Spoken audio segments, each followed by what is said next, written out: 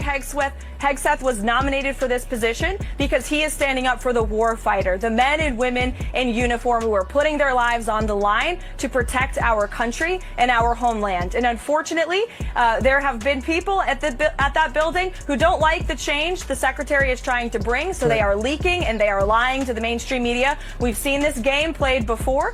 The secretary is doing a tremendous job and the president stands strong. Picture this Karoline Leavitt all prepped with her talking points, and that trademark press secretary smirk struts into a Fox News studio expecting high fives and softballs.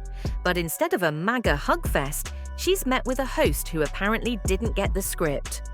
What followed was pure unscripted political theatre, awkward silences, Olympic-level deflections, and a full-blown meltdown, disguised as confidence.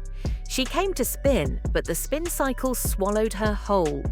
If you've ever wondered what it looks like when a PR pro runs out of gas on live TV, this is it. Grab popcorn And stand strongly behind Secretary Hegseth, who is doing a phenomenal job leading the Pentagon.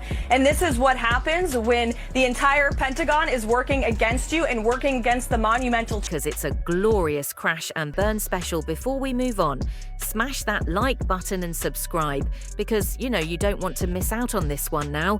Imagine for a moment being so committed to defending the indefensible that you willingly go live on national television just to serve yourself up as the face of the worst spin cycle in modern political history. That's Karoline Leavitt, press secretary, professional deflector, and now unwilling spokesperson for the "we swear this isn't a disaster" campaign.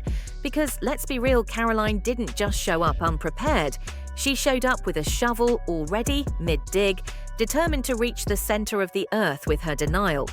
The host barely needed to ask a question before Karoline launched into a monologue. So off-topic, it could have been sponsored by Flat Earth Twitter every time she tried to bring it back to Pete Hegseth's alleged heroism. More on your reporting. I almost felt like we were reporting on the first Signal scandal. It seems so similar. Tell us more about who he included in this chat and why perhaps this is the same thing happening all over again. Yeah, so worse. the chat, as you noted, included his wife, his brother, his personal attorney, and most of his inner circle, which has been in a state of. She somehow landed somewhere between "we're being targeted" and "this is all part of the deep reform plan, translation deflection." So aggressive, it deserves its own Secret Service detail. Didn't just dodge accountability, she did cartwheels around it, lit it on fire, and then blamed the ashes on bureaucrats by the time the host tried asking. Again, simple question, mind you, about why a man with the judgment of a reality show contestant thought it was okay to include civilians in a military chain of command thread. Karoline acted like she'd just been asked about her skincare routine. No relevance, no clarity, just pure concentrated obfuscation. Karoline flailed like a politician on a lie detector test, and every second of it was more revealing than any classified Doc Pete Heggs could ever leak via iMessage. She tried to weaponize patriotism, invoke fake news, and even pull the classic Trump playbook move shift attention to Biden. Yes, Biden, because nothing says, "we have no defense for our guy leaking tactical operations." But Hunter Biden's laptop though. And let's not pretend Karoline didn't rehearse this. She walked in, knowing full well she'd be asked about national security judgment and whether Pete Hegseth thinks WhatsApp is a secure Pentagon comms tool. Yet her only real strategy was yelling witch hunt in various verbal costumes. It's like someone handed her a cheat sheet written in invisible ink. You have to admire the audacity.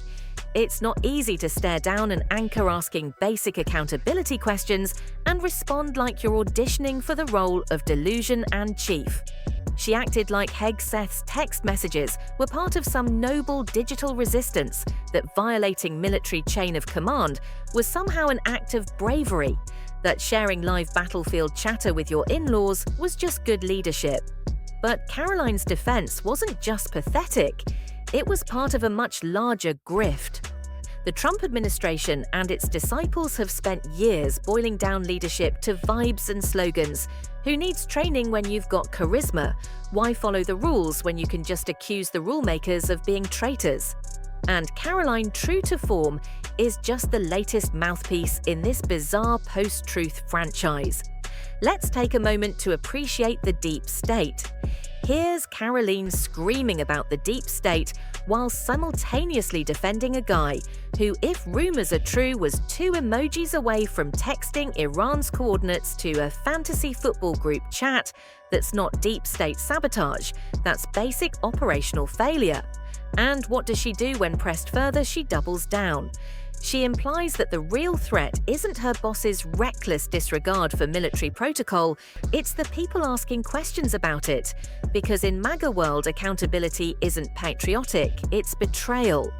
And if you It is over for Pete Hegseth after a second signal scandal broke with more potentially on the way, his staffers turning against him in reports from inside the White House saying top Trump aides want Pete Hegseth gone.